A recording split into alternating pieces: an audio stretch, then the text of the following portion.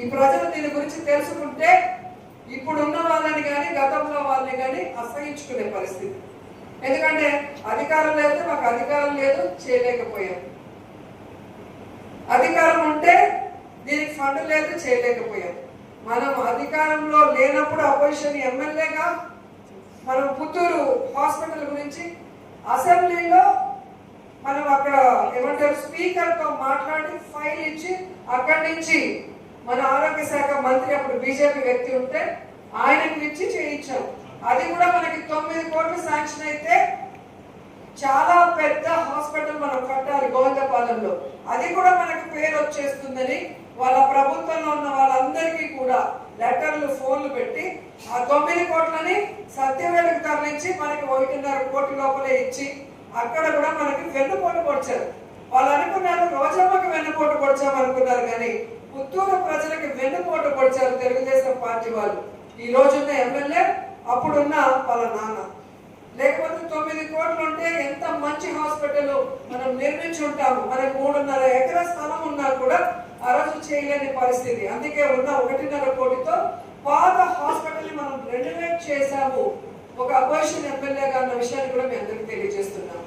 అలాగే మీరు చూస్తే ప్రతి వార్డులో కూడా మన కౌన్సిలర్లు అందరూ కూడా గడప గడపకు వెళ్ళి వారి ప్రతి ఇంట్లో పెన్షన్ కానీ, చేయూత కానీ, అమ్మఒడి కానీ, సున్నా వడ్డీ కానీ అన్ని వస్తున్నాయా లేదా, ఎవరికైనా రాకపోతే ఏ కారణం వల్ల రాలేదు తెలుసుకొని అందరికీ అందించే కార్యక్రమం మీరు అందరూ కూడా చేయడం నాకు చాలా గర్వంగా అనిపిస్తుంది. ఎందుకంటే ఈరోజు ఇంత చేసినా ఎందుకు ఓడిపోయారని సిగ్గు లేకుండా మాట్లాడతాడు మళ్ళీ తుత్తు అని ఇప్పుడున్న ఎమ్మెల్యే.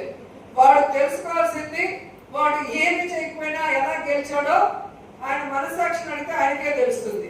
ఎందుకంటే నాకు లోకేష్ చెప్పాడు మనం డబ్బులు పంచవలసిన లేదు, ప్రజల్ని మాట్లాడాల్సిన అవసరం లేదు, లీడర్లకి గౌరవించాల్సిన అవసరం లేదు, మనం 30,000తో గెలుస్తున్నామని ఎన్నికల ముందే చెప్పాడు. అంటే వాళ్ళు ఈవీఎంల మ్యానిపులేషన్, ఈవీఎంలతో ఎలా దొంగలాడారో ఆయన అందరికీ చెప్పిన విషయం మీకు కూడా తెలిసి ఉంటుంది. మీ మండలాల్లో కూడా మాట్లాడుకుని ఉంటారు కాబట్టి. సో ఈరోజు గెలుపు ఓటములు అనేది మీరు మార్చుండొచ్చేమో, కానీ ప్రజల్లో జగనన్నకి, ఇక్కడ రోజమ్మకి కౌన్సిలర్లుగా మీకు వైఎస్ఆర్ కాంగ్రెస్ పార్టీకే ఇప్పటికి కూడా వార్డులలో కానీ గ్రామాల్లోకి వెళ్తే ప్రజలు ఆశీర్వదిస్తున్నారు. మళ్ళీ మనం రావాలని ప్రజలు మనస్ఫూర్తిగా కోరుకుంటున్నారు. ఎందుకు చెప్తున్నానంటే ఈరోజు ఏ గ్రామంకి వెళ్ళినా, ఏ వార్డుకి వెళ్ళినా కూడా కుప్పలు తప్పలుగా కష్టాలు చెప్తారు. జగనన్న ఉన్నప్పుడు, మీరు కౌన్సిలర్ గా ఉన్నప్పుడు మీరే మా ఇంటికి వచ్చి ఏం కావాలి అని అడిగి అప్లోడ్ చేసి ₹1 కమిషన్ లేకుండా ఫ్రీగా చేసి పెట్టేవాళ్ళు.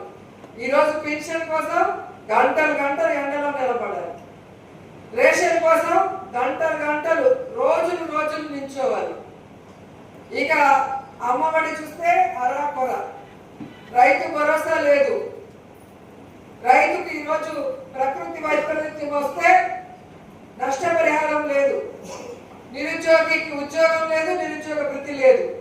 ముఖ్యంగా మహిళలకి మనం డ్వాక్రా అక్క చెల్లెళ్ళకి అసలు వడ్డీతో సహా మాఫీ చేయడమే కాకుండా సున్నా వడ్డీ ఎన్ని వేల కోట్లు మనం ఇచ్చామో కళ్ళ ముందు ఉంది, ప్రతి అకౌంట్ లో ఉంది. కానీ ఈరోజు ఆయన అసలు వడ్డీ ఇవ్వాల్సిన అవసరం లేదు, మొత్తం మనం ఇచ్చేసాం. కనీసం సున్నా వడ్డీ కూడా ఇవ్వకుండా గ్రూప్ లో ఆడవాళ్ళని ఎలా మోసం చేస్తున్నాడో కూడా చూస్తున్నాం. ఇంత రాష్ట్రంలో జరిగే అల్లకల్లోలం జరుగుతుంది. ఒక్కరికి ఇల్లు లేదు, ఒక రోడ్ లేదు, ఒక ఉద్యోగం లేదు, ఒక నిరుద్యోగ వృత్తి లేదు, ఒక సున్నా వడ్డీ లేదు, ఒక 50 సంవత్సరాల ఎస్సీ ఎస్టీ బీసీకి పెన్షన్ లేదు. కానీ చంద్రబాబు నాయుడు సిగ్గు లేకుండా ఉగాది రోజు చెప్తాడు, నేను అధికారంలోకి వచ్చాకే రాష్ట్ర ప్రజలు సంతోషంగా ఉన్నారు, నవ్వుతున్నారు, జగన్మోహన్ రెడ్డి ఉన్నప్పుడు సంతోషంగా లేరు, నవ్వలేదు అని చెప్పి. ఇంతకన్నా అబద్ధం ఏదైనా ఉంటుందా? ఈయన చూస్తే కడుపు నిండిపోతుంది, అందరికి ఆనందంగా ఉండడానికి, నవ్వటానికి.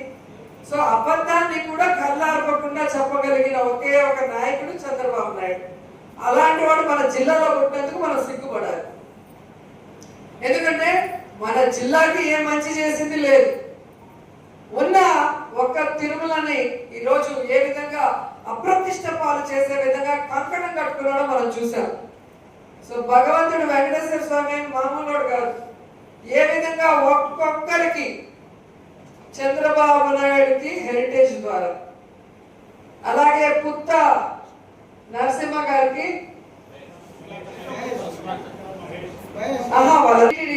సుధాకర్ గారు, ఆయనే ఫస్ట్ పోలే బాబా అని తీసుకొచ్చింది ఈ తిరుమలకి, ఫస్ట్ తీసుకొచ్చిన చైర్మన్.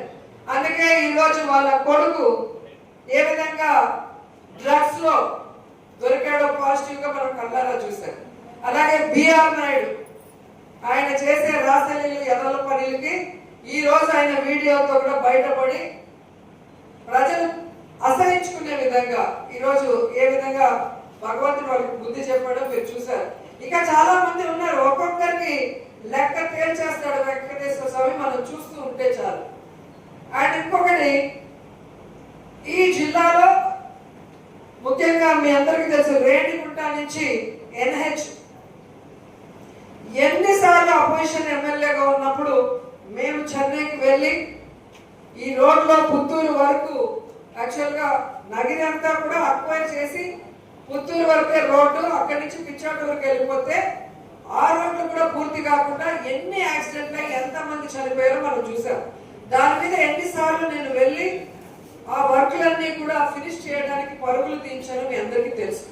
ఆ తర్వాత మన గవర్నమెంట్ వచ్చాక ఢిల్లీ వరకు ఎన్నిసార్లు పోయి గడ్కరీ గారిని కలిసి పుత్తూరు వరకు రోడ్డు ఫినిష్ చేశాం.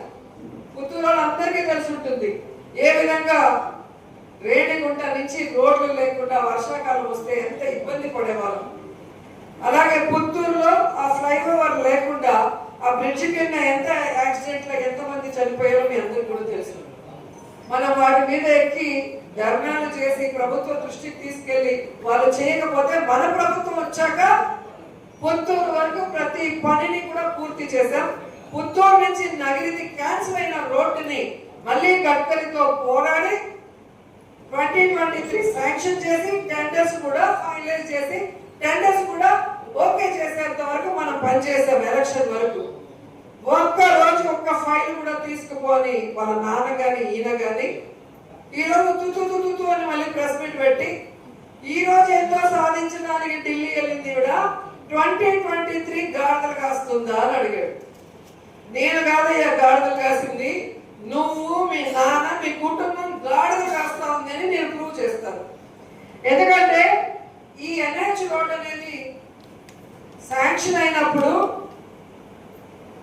అక్వైర్ జరిగింది ఏ సంవత్సరం అంటే 28/2008 నోటిఫికేషన్ ఇచ్చారు.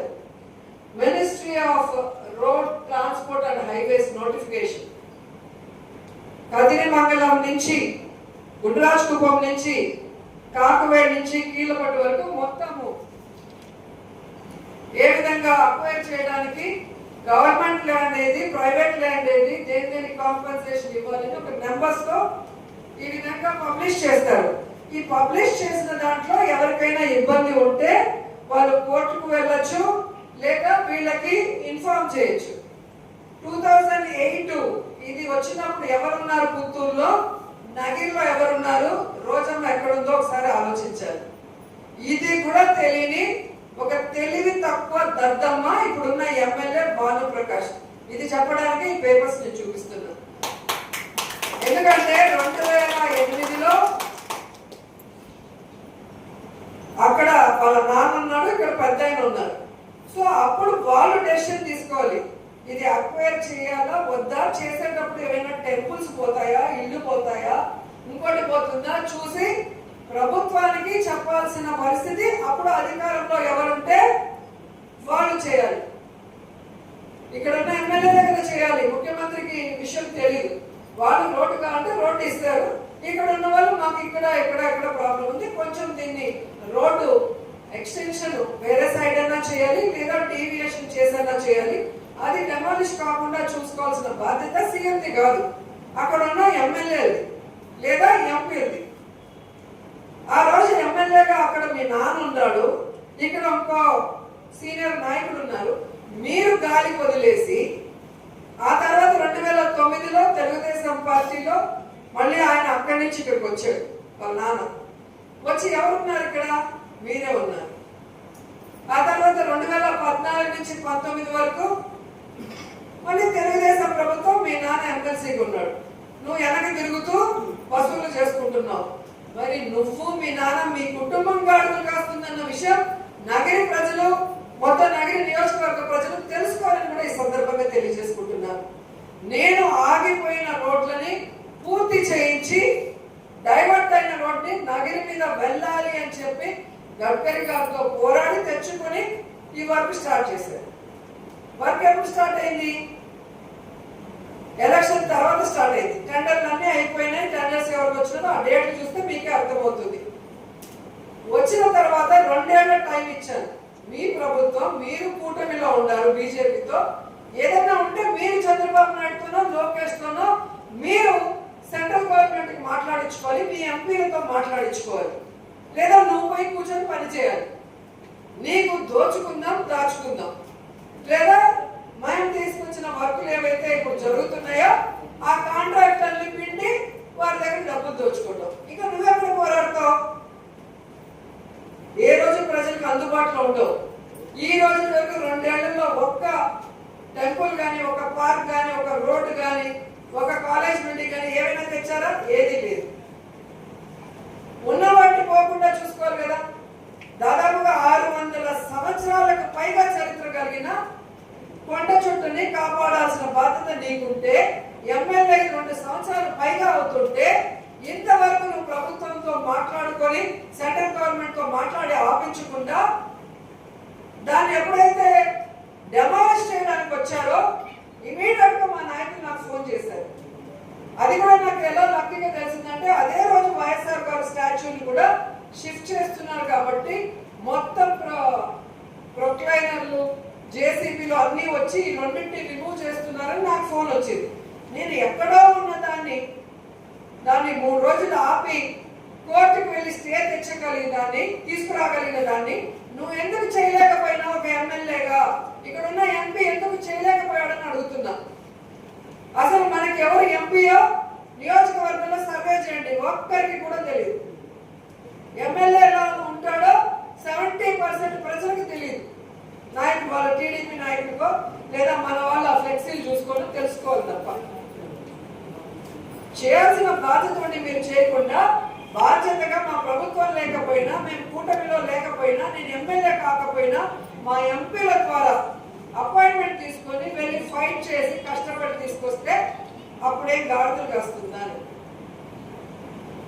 అప్పుడు నేను ఉంటే కదా గాడుదలు కాయడానికి. మీరు గాడుదలు కాస్తుంటే అందరూ చూస్తూ ఉన్నారు. ఆ విషయం తెలుసుకోండి. అండ్ రెండోది, మళ్ళీ ఇక్కడికి వచ్చి నిన్న మన సిగ్గు లేకుండా ఆవిడేదో పోయింది, ఎవరు చేస్తారన్నాడు, అది పని జరగదంట. అంటే పని జరగకూడదు అన్న ఆయన మెంటాలిటీ చూడండి. అంత చరిత్ర కలిగిన ఆ యొక్క మండపాన్ని కాపాడాల్సిన బాధ్యత ఉండి ఆమె చెప్తే జరగలేదు, నేను పోయి చేసుకొస్తానని చెప్తే అన్నా సంతోషిస్తాం. అసలు అది జరగదు అంటాడంట. ఎందుకు జరగదు? నేను చేసి చూపిస్తాను. దేవుడి భక్తి ఉండి ఆ కొండ చుట్టూ అక్కడ ఉండాలని నగిరి ప్రజలందరూ గట్టిగా కోరుకున్నారు కాబట్టి నేను వెళ్ళి కోర్టులో స్టే చేసి ఢిల్లీ వరకు వెళ్ళగలిగాను. దేవుడికి తెలుసు ఎవరి ద్వారా అది చేయించుకోవాలో, మా ద్వారా అది చేయించుకుంటారు. నువ్వు చూస్తూ ఉండు. ఇదే నగిరి ప్రజలు నిన్ను మొహాన ఉంచుతారు ఈ విషయంలో అని కూడా తెలియజేసుకుంటున్నాను. అలాగే ఈరోజు